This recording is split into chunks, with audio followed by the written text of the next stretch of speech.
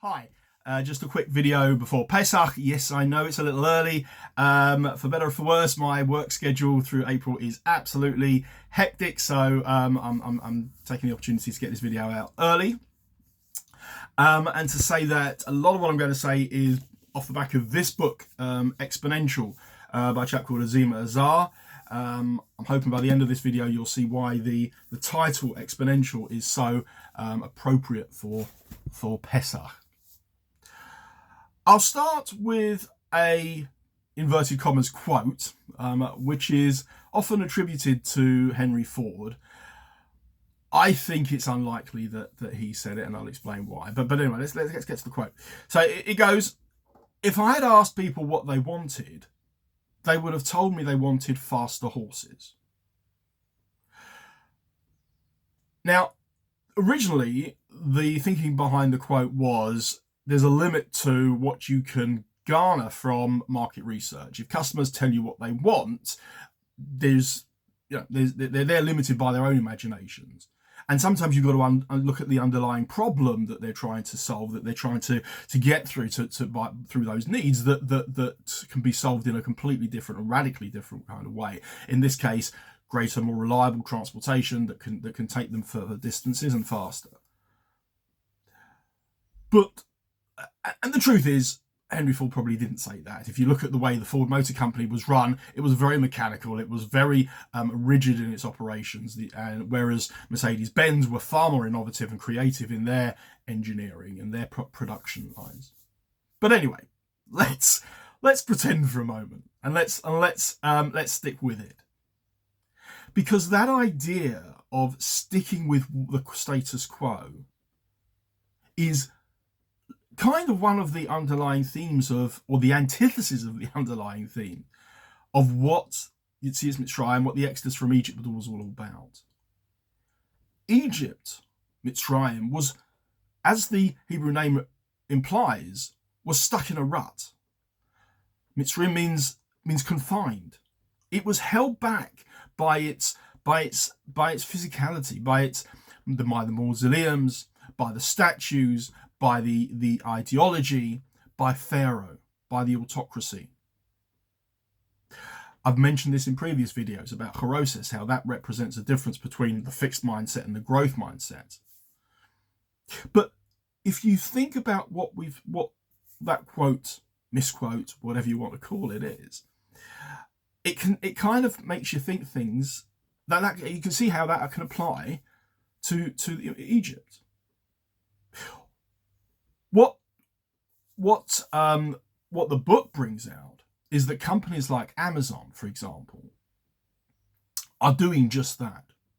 If you look at traditional companies, brick and mortar companies, they're just using cookie cutter approaches to copy what works well in one part of the business in another, and growing either organically or inorganically off the back of that.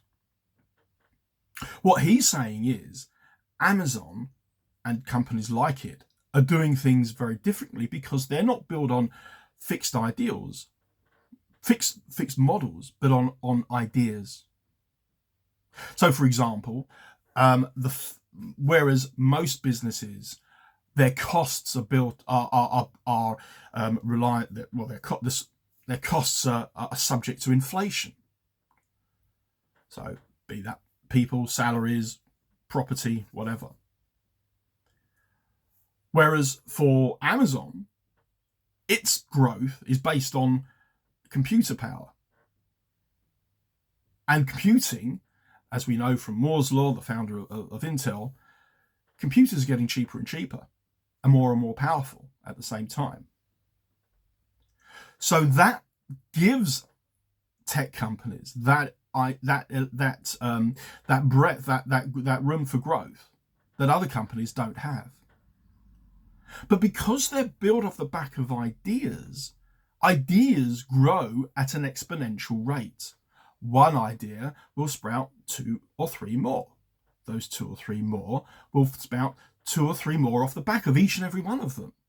So in the end, you have 7 or 8 ideas, and then of those you have, more and more. It grows exponentially, like the book says.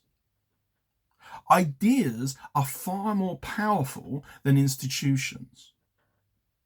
And this is what what God was trying to bring out of the Jewish people. This fixed mindset of the institutions of Egypt, such as they were, the ideology of Egypt, versus this ideology based on the growth of ideas, of thought. No religion has been so dedicated to encouraging innovation and thought as Judaism. For Judaism, Torah is the start point. We have our written Torah. But in many of the classical sources, the written Torah is seen as almost secondary to the primary driver of Judaism, which is the oral Torah, which is what it's built off. And that oral Torah is organic in its growth because you have these ideas, these Rabbonim fighting with each other to learn out more new innovations, more new different ideas off the back of previous ideas. And that springs up with the Mishnah and then the Gemara and the Midrash and the earlier commentaries and the later commentaries and the subsequent commentaries, right up to modern day. Each day, each week goes by, new and fresh ideas are coming out from the Torah, and off the back of those, fresher ideas.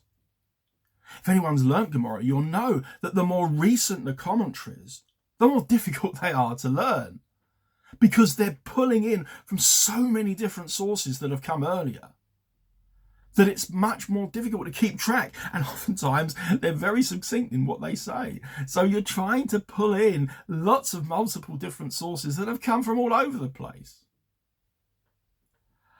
And that is what Judaism, that is what the message, one of the messages of Yetzias Mitzrayim is.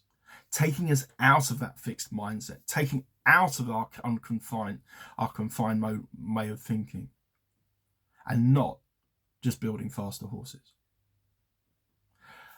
Thanks for watching. I wish you Chag Kasher v'Sameach, a happy and a kosher and enjoyable and healthy Pesach.